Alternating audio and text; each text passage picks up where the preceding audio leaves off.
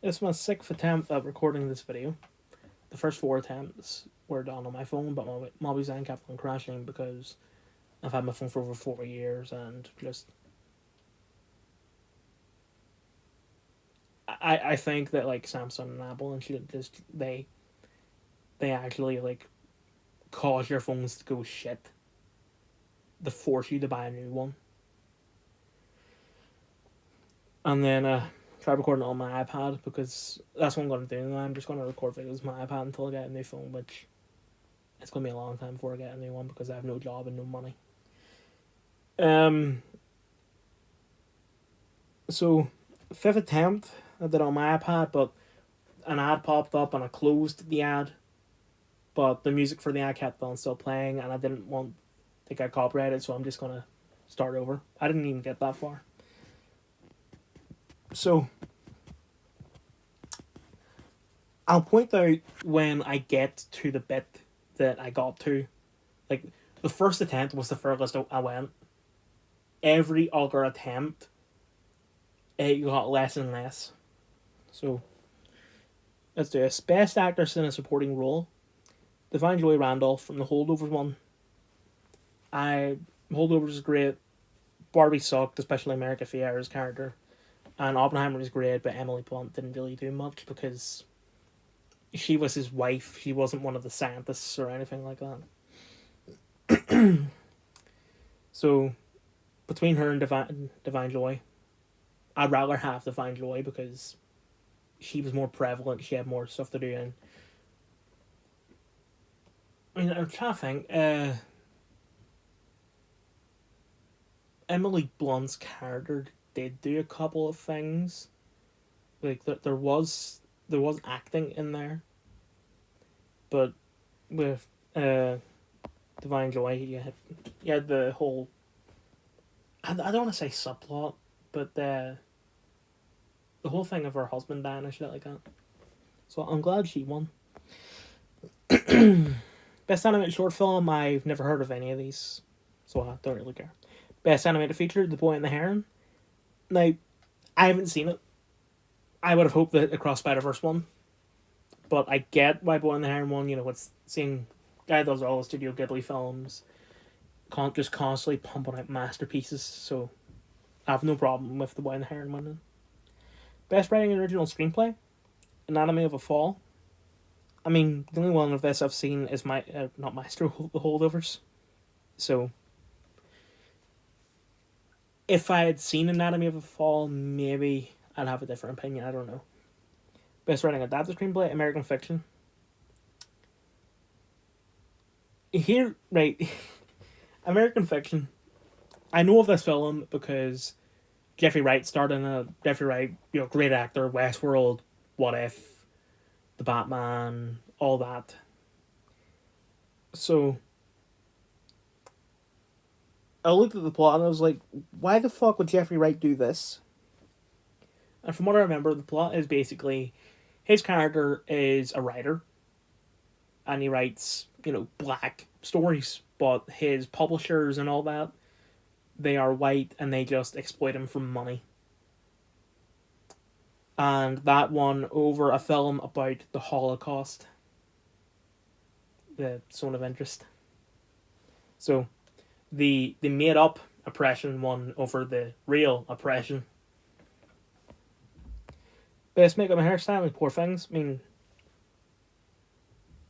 yeah, that's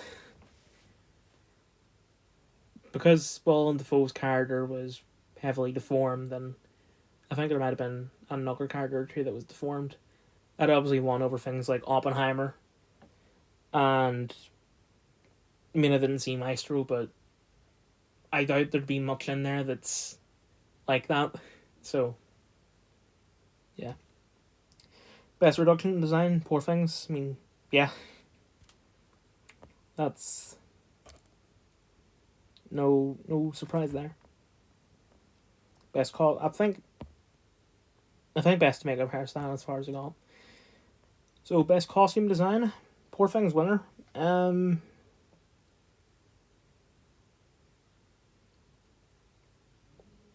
I mean,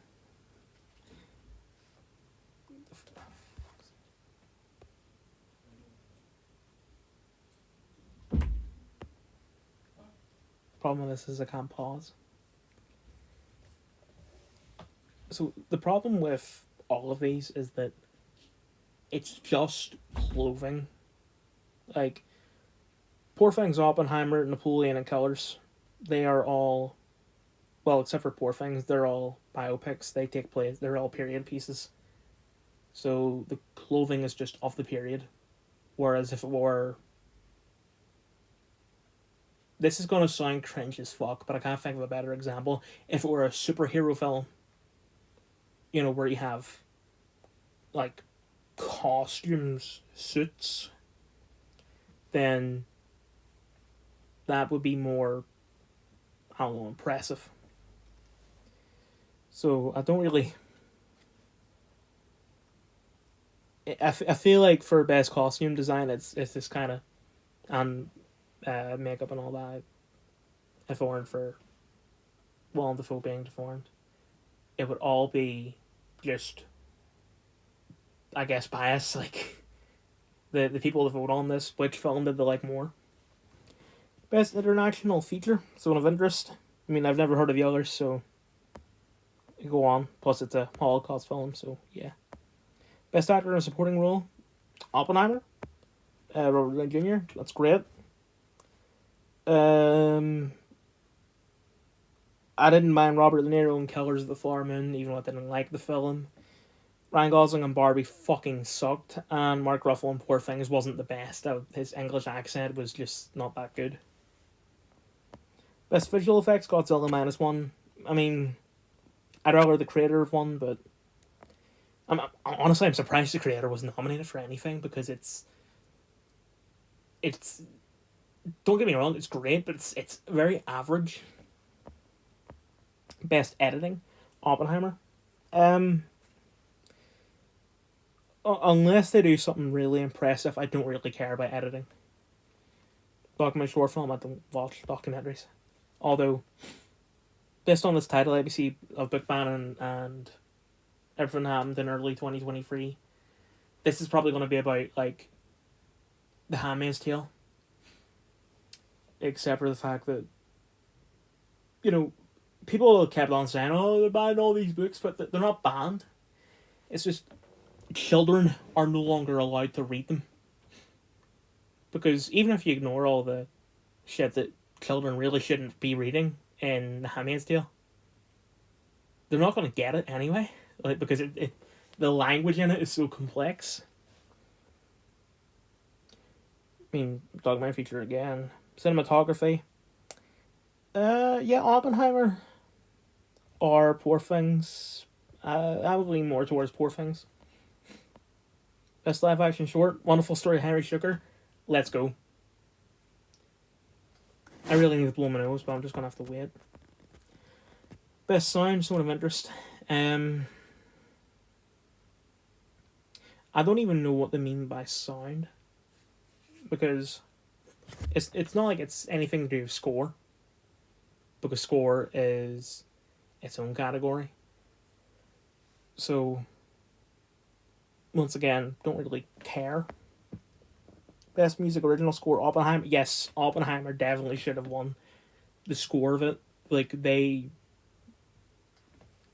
Interstellar, before Oppenheimer came out, Interstellar was like the film score in a Nolan film, but then they somehow blew it out of the water with Oppenheimer.